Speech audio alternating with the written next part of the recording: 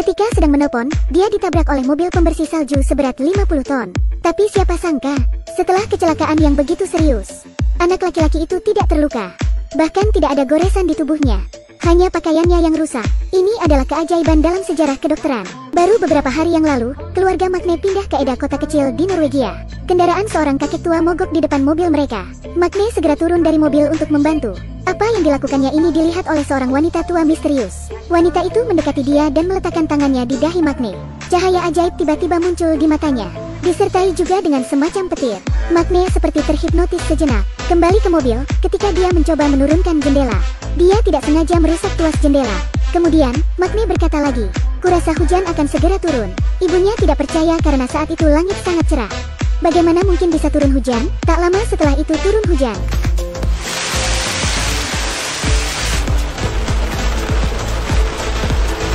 Ketika Magne tiba di sekolah, dia melihat roda sepeda teman sekelasnya sudah bengkok. Entah kenapa Magne merasa seperti dia bisa membengkokkannya kembali. Dan dia berhasil.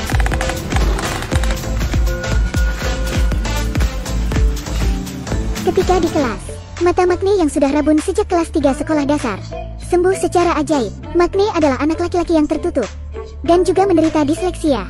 Sang ibu datang ke kantor kepala sekolah, menjelaskan situasinya kepada kepala sekolah. Tapi Magne terus melihat ke kaca. Dia punya firasat bahwa kaca itu akan retak dalam 5 detik. Setelah 5 detik, karena kepribadiannya, teman-teman sekelasnya menolaknya. Tapi hanya Saksa yang mau menerimanya menjadi teman sebangkunya.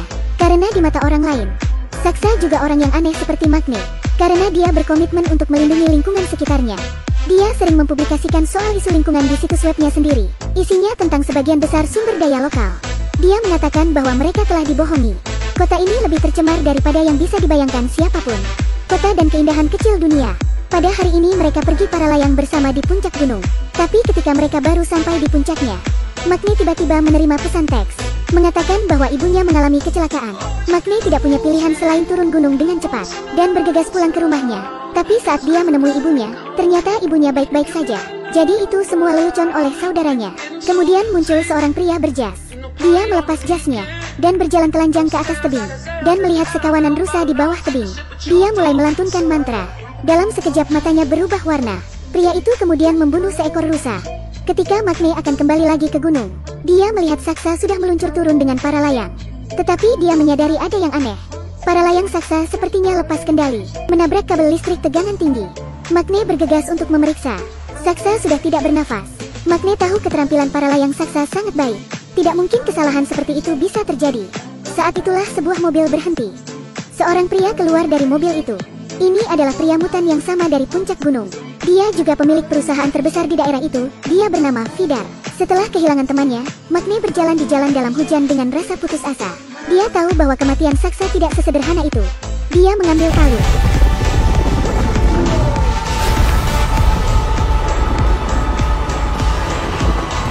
Magne sedang membersihkan wajahnya.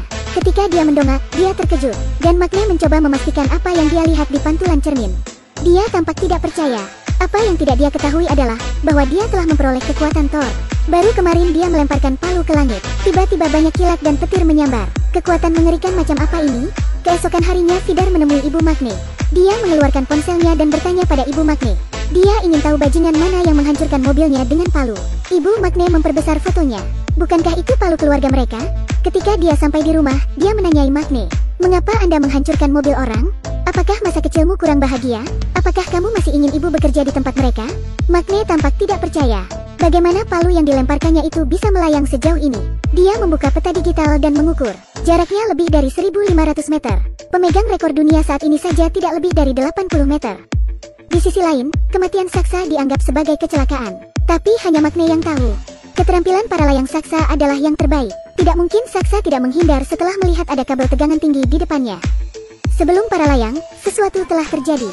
Saksa sudah tidak bernapas. Magne semakin yakin jika kematian Saksa ada hubungannya dengan Vidar. Dia datang ke tempat Saksa untuk memberi penghormatan terakhir. Tapi Vidar sudah ada di sana. Dia seperti sedang mencari sesuatu. Dia bersembunyi ketika dia melihat Magne. Keesokan harinya setelah keluarga Magne menghadiri upacara pemakaman Saksa, mereka kembali ke rumah, tapi sesampainya di rumah mereka tampak berantakan. Yang aneh adalah tidak ada yang hilang. Sepertinya ada yang sedang mencari sesuatu. Saudara laki-laki Magne menangkap seorang pria tunawisma di pintu. Dengan sedikit paksaan, pria tunawisma itu mengatakan yang sebenarnya. Beberapa jam yang lalu, sebuah mobil mewah berhenti, dengan anjing yang ganas di dalamnya. Itu Vidar. Dia datang ke rumahnya mencari sesuatu. Magne tiba-tiba teringat. Setelah Saksa mengalami kecelakaan dan meninggal, ponselnya tidak ditemukan. Mungkin Vidar mengira dia mengambilnya. Apakah ada rahasia yang tersembunyi di dalam telepon? Karena itu Magne mulai menjadi sasaran Vidar. Vidar bermaksud mencari waktu yang tepat untuk menyelesaikan masalah dengan Magne. Tapi sebelum dia bisa melakukannya, Magne ditabrak truk pembersih salju dan terlindas. Vidar pulang dengan bahagia, mengklaim bahwa Magne telah meninggal dalam kecelakaan. Tapi Magne yang sedang berada di rumah sakit tidak terluka sedikit pun. Setelah kecelakaan seperti itu, pendengaran dan penciuman Magne menjadi meningkat. Dia mengendus sebentar pakaian Saksa. Dia tahu ada bau lain selain bau manusia. Tangan seorang wanita tua mengusap dahi Magne. Cahaya aneh tiba-tiba muncul di pupil pria itu, dan menyerupai kilatan. Magne pergi ke gunung. Dia meninju sebuah pohon besar. Setelah beberapa saat kemudian, pohon itu tumbang dengan keras. Dia mampu berlari dengan sangat cepat, 6.98 detik per kilometer. Kepala sekolah Magne adalah istri Vidar. Vidar meminta istrinya untuk membawa Magne ke rumahnya sebagai tamu, dan membujuk Magne untuk meminum anggur ajaib. Magne menjadi mabuk dan lepas kendali. Dia melompat dari atas meja. Dia tidak tahu apa yang sedang dia lakukan. Apakah ini tarian legendaris Thor? Selain menari, dia juga ingin memamerkan kekuatannya kepada kepala sekolah. Dia menantang kepala sekolah untuk bertanding panco. Tetapi pada pertandingan itu, Magne merasa ada yang tidak beres. Ada orang yang memiliki kekuatan seperti dirinya. Pada saat yang sama kepala sekolah merasa, Magne bukan orang biasa. Tepat pada saat dia meningkatkan kekuatannya, Magne menyadari bahwa tangan kepala sekolah berubah penampilan. Ia menatap wajah kepala sekolah lagi. Magne hampir tidak muntah. Di saat Magne lengah, kepala sekolah membanting tangannya dengan keras, hingga mematahkan meja. Setelah sampai di rumah, Magne mulai membaca semua jenis buku, mencoba mencari tahu apa yang dia minum malam itu. Anggur ini berasal dari mitos Norse. Ketika dia membaca lebih jauh, dia melihat gambar seorang penyihir membuka mata seorang prajurit. Ini seperti wanita tua yang menyentuh kepalanya hari itu. Segera Magne pergi menemui wanita tua itu. Wanita tua itu tidak menyembunyikannya lagi. Magne adalah Thor yang legendaris, dan keluarga Vidar adalah klan raksasa yang berperang melawan para dewa. Perusahaan Vidar adalah sumber kehidupan ekonomi dan yang mengendalikan kota. Perusahaan mereka membuang sejumlah besar zat terlarang di kota. Tapi seluruh kota terikat pada perusahaan Vidar, dan para penduduk berpura-pura tidak tahu akan hal itu. Wanita tua itu membuka kekuatan Magne.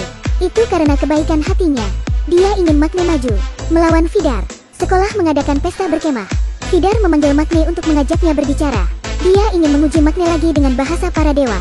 Apakah Magne raksasa atau Thor? Sepertinya Magne juga tidak menduganya. Dia tidak percaya kalau dia juga memahami bahasa para dewa. Dia membalas pertanyaan Vidar dengan tegas. Ya, saya bisa. Hal-hal yang telah Anda lakukan, jangan mencoba untuk menghindarinya.